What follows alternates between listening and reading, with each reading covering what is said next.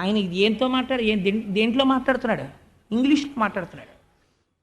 ఆయన ఇంటికి మీరు ఎడితే పెద్ద గుర్రాలంత కుక్కలు గూర్ఖాలు ఉంటారు, పెద్ద పెద్ద గేట్లు ఉంటాయి. ఆయన ఇల్లంతా ఇంపోర్టెడ్ టైల్స్తో ఉంటుంది. ఆయన షాపింగ్ సింగపూర్లో చేస్తాడు. ఆయన దేశాన్ని మిమ్మల్ని ద్రోహం చేసి కోట్లు కూడబెట్టి ట్యాక్స్ కట్టాడు. కానీ మీకు ఈశ్వరుడి కన్నా ఆయన ఎక్కువ. ఎందుకంటే ఆయన 100 మందిని చిటికిన వేలుతో కొడతాడు కెమెరా ముందు, బయటకు వచ్చి కాదు. దాన్ని చూసి మీరు పొంగిపోయి ఈశ్వరారాధనము కన్నా ఈ ఆరాధన ఎక్కువ చేస్తున్నారు. ఇలా ఆరాధించేవాడు జ్ఞానం ఉన్నవాడనాలా, మూర్ఖుడనాలా? ఏమనాలి అడుగుతున్నాడు వ్యాసుడు. బహుశా లోకంలో ఇది వస్తుందని ఆయనకి తెలుసులా ఉంది భవిష్య జ్ఞానం.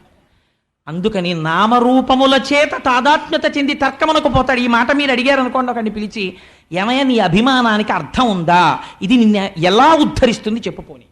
ఆల్ రైట్, దీన్ని నువ్వు చాలా పొంగిపోయి చెప్పేస్తున్నావు. నీ నిజ జీవితంలో పోనీ ఆయన ఆదర్శంగా పెట్టుకుని 100 మందిని కొడతావా, బయటికి వెళ్ళి పోలీసులు అట్టుకుపోతారు, నీ కెరీర్ నాశనం అయిపోతుంది. పోనీ అమరిపాలెం ఇటకోటి నీ ఇంట్లో పెట్టకపోతే నువ్వు దేశద్రోహివి. నువ్వు బయటికి వచ్చి నలుగురిలో నిలబడితే నిన్ను చూసి 10 మంది నమస్కారం పెట్టి నీ చుట్టూ తిరుగుతారేమో అని నువ్వు బయటికి రావడానికి భయపడిపోయి సింగపూర్ వెళ్ళి షాపింగ్ చేసుకుంటావు, లేకపోతే ఎక్కడికో విదేశాలకు పోతావు. నీకు లండన్లో పాటకు మొదటి చరణం ఉంటుంది, అమెరికాలో వాషింగ్టన్లో 2వ చరణం ఉంటుంది, 76 దుస్తులు. వీటన్నిటిని చూసి నీకు మోహమా? ఇందులో నువ్వు ఏది అనుకరిస్తావు చెప్పు? నీ జీవితాన్ని ఎలా ఉద్ధరిస్తుంది? ఆల్ రైట్, నేనంటాను ఒకలా ఆరాధిస్తే తప్పు కాదంటాను. నేను సచిన్ టెండూల్కర్ని ఆరాధన చేస్తాను అంటే అదేంటండి మీకు ఉందా ఈ దుర్గుణం అని అనుకోకండి. నేను ఆరాధిస్తాను టెండూల్కర్ని.